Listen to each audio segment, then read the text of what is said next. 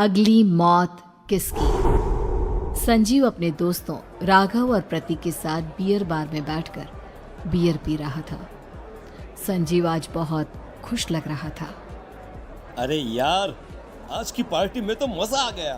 तुम दोनों दोस्तों के साथ तो मेरी जिंदगी इतनी अच्छी है कि क्या बताओ कितनी अच्छी है। अरे भाई, अब दोस्ती की है तो जीना मरना सब साथ में। हाँ अरे यार सुनो, जल्दी से एक बियर और ऑर्डर करते हैं ना, एक आखिरी, और उसके बाद ये जश्न यहीं खत्म हो जाएगा।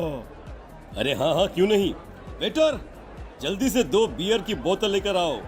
आज मेरे दोस्तों को जश्न मनाना है, क्यों? इतने में वहां पर एक बहुत सुंदर लड़की छोटे छोटे कपड़े पहनकर हाथ में बियर की बोतल लेकर उसके पास आती है। ये लीजिए, आपने बियर ऑर्डर की थी ना, मैं लेकर आ गई। क्या बात है यार, इस बार की वेटर तो बड़ी सुंदर है। अब बियर लेकर आई हो तो अपने हाथों से ही पिला दो ना। हाँ, क्यों नहीं, जैसा आप बोलोगे मैं वैसा ही करूँगी। क्या बात है यार, अब तो लगता है रोज यहीं आना पड़ेगा। उसके बाद वो लड़की उन तीनों को बियर सर्व कर देती है। पार्टी करने के बाद वो तीनों अपने अपने घर जाते हैं। प्रतीक, संजीव और राघव को उनके घर छोड़कर जैसे ही अकेला अपनी कार में आकर बैठता है तो अचानक उसे एहसास होता है जैसे उसकी कार की पीछे वाली सीट पर कोई बैठा हुआ है। वो तुरंत पीछे मुड़कर देखता है। तुम यहाँ क्या कर रही हो? और तुम मेरी कार में कब आई? अरे तुम तो बार में वेटर थी ना। बस ऐसे ही मेरा दिल कर रहा था आपके साथ आपके घर चलने का, इसलिए मैं आपके साथ चली आई। अरे लेकिन तुम मेरी कार में आई कब? अभी कुछ देर पहले तो यहाँ पर मेरे दोस्त बैठे हुए थे। प्रतीक के इतना बोलते ही उस लड़के का चेहरा खतरनाक तरीके से बदल जाता है। उसकी आंखें पत्थर की तरह सफेद और पूरे शरीर पर नीली नीली नसें उभर आती है। गाड़ी चलाओ, पूरी स्पीड में चलाओ, और अगर तुमने गाड़ी रोकने की कोशिश भी की तो मुझसे बुरा कोई नहीं होगा। डर की वजह से प्रतीक के पसीने छूटने लगते हैं। उसका शरीर बुरी तरह से कांप रहा था। प्रतीक बिना कुछ सोचे समझे कार को फुल स्पीड से चलाना शुरू करता है। चलते चलते वो शहर से दूर एक पहाड़ी पर पहुंच जाता है और सामने अब सिर्फ पहाड़ी का किनारा दिख रहा है, जिसे देख प्रतीक घबराकर अचानक से कार को ब्रेक लगाता है।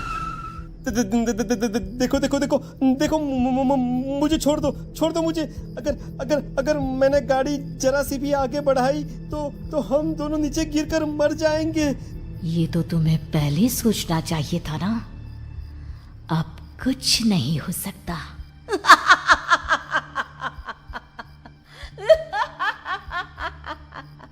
छोड़ दो मुझे। नहीं, प्लीज मुझे छोड़ दो। प्लीज मुझे जाने दो। छोड़ दो मुझे। गाड़ी आगे बढ़ाओ।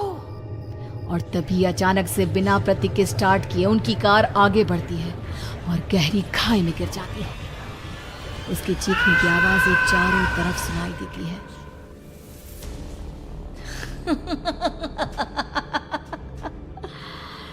तुझे मारकर मेरे कलेजे में जल रही आग को थोड़ी शांति तो मिल गई, लेकिन अभी ये कहानी खत्म नहीं हुई। और फिर अगले दिन राघव और संजीव को पता चलता है कि प्रतीक की पहाड़ी से नीचे गिरकर मौत हो गई। अरे कल रात की तो बात है यार, हम सब बैठकर पार्टी कर रहे थे, लेकिन मेरी एक बात समझ में नहीं आ रही। राघव शहर से इतना बाहर उस पहाड़ी पर इतनी रात को क्या करने गया था? अरे यार, वही सोचकर तो मैं भी परेशान हूँ। हम दोनों को छोड़ने के बाद तो वो सीधा अपने घर जाने वाला था, और वो आत्महत्या क्यों करेगा भाई? कल रात तक वो कितना खुश था, हमारे साथ सेलिब्रेट कर रहा था। हाँ, लेकिन पुलिस ने तो यही कहा है कि प्रतीक ने अपनी कार को जानबूझकर पहाड़ी से नीचे गिरा दिया और आत्महत्या कर ली। अरे यार संजीव, मेरी तो कुछ भी समझ में नहीं आ रहा है। चल ठीक है, अब मैं अपने घर जाता हूँ। Okay, bye. राघव अपने घर में अकेला था। दोपहर का वक्त था। तभी दरवाजे की घंटी बजी। कौन है? अरे 1 मिनट रुको, अभी आता हूँ। राघव ने जैसे ही दरवाजा खोला उसने देखा कि सामने एक बहुत खूबसूरत लड़की खड़ी हुई है। कौन है आप और यहाँ किससे मिलने आई हैं? देखिए ना, बाहर बारिश शुरू हो गई थी, मेरी गाड़ी खराब हो गई है। आपका घर नजर आया तो सोचा कुछ हेल्प ले लेती हूँ। क्यों नहीं, आइए ना, आइए आइए। मेरे कपड़े पूरे भीग चुके हैं, क्या आपके पास टॉवेल मिलेगा प्लीज? राघव अपने बाथरूम से एक टॉवेल लाकर उस लड़की को देता है। थैंक यू सो मच, अब मैं चलती हूँ। अरे इतनी क्या जल्दी है? आप चाहे तो बारिश रुकने तक यहाँ पर रुक सकती हैं। हाँ। लड़की ने पलटकर राघव की तरफ देखा। नहीं, मुझे जाना होगा, मेरा काम बाकी है। और वो वहां से चली गई। उस लड़की के जाने के बाद राघव अपने बाथरूम में नहाने के लिए गया और जैसे ही उसने बाथरूम में देखा तो उसका टॉवेल वहीं पर लटका हुआ था। उसने टॉवेल हाथ में लिया तो देखा कि उसका पूरा टॉवेल खून के धब्बों से सना हुआ है। अरे अरे ये क्या? ये टॉवेल तो मैंने उस लड़की को दे दिया था। ये वापस मेरे बाथरूम में कैसे आ गया? और इस पर ये खून के धब्बे कहां से आ गए? राघव ने आईने में देखा तो उसकी गर्दन पर एक बड़ा सा चाकू का कट लगा हुआ था जिससे खून बह रहा था, जिसे देख राघव के होश उड़ गए। हाँ, अरे ये क्या? मेरी गर्दन इतनी ज्यादा कटी हुई है और मुझे दर्द भी नहीं हो रहा है। ये क्या हो रहा है मेरे साथ? राघव घबराकर बाथरूम से बाहर आया और अपना मोबाइल उठाकर उसने संजीव को फोन लगाया। संजीव जल्दी से मेरे पास आ जाओ। मुझे लगता है कुछ बहुत बड़ी गड़बड़ है, जल्दी आ जाओ। उधर से आवाज आई, लेकिन वो आवाज संजीव की नहीं बल्कि एक लड़की की थी।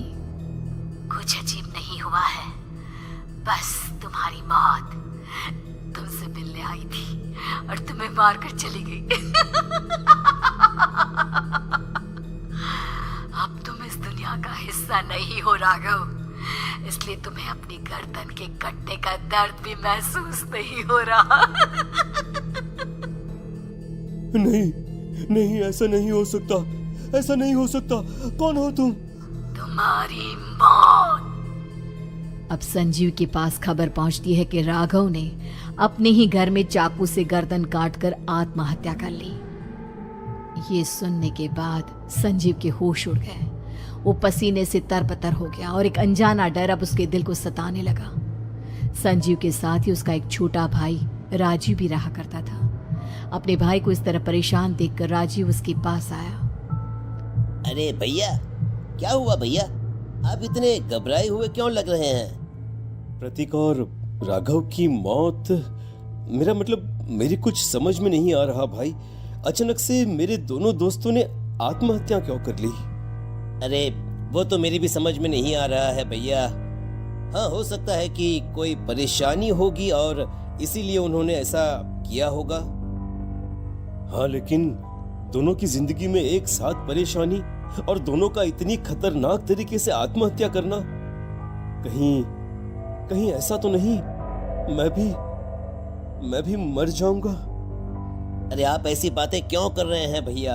वैसे ही मैं इतना परेशान हूँ। जब से अंजलि ने मेरा साथ छोड़ा है तब से सब कुछ बहुत अजीब सा हो गया है। रोज रात को डरावने सपने आते हैं। ऐसा लगता है जैसे अंजलि बार बार मेरे सपनों में आकर मुझे डराने की कोशिश करती है। अंजलि का नाम सुनते ही संजीव की आंखें फट गई और उसके गले में आवाज अटक गई। उसके चेहरे पर घबराहट साफ नजर आ रही थी। कौन थी वो लड़की जिसने प्रतीक और राघव को आत्महत्या की आड़ में मौत के घाट उतार दिया? और कौन थी अंजलि जो बार बार राजीव के सपनों में आकर उसे डरा रही थी? अंजलि का नाम सुनकर संजीव इतना घबरा क्यों गया? इन सवालों के जवाब जानने के लिए देखिए इस खतरनाक कहानी का अगला भाग।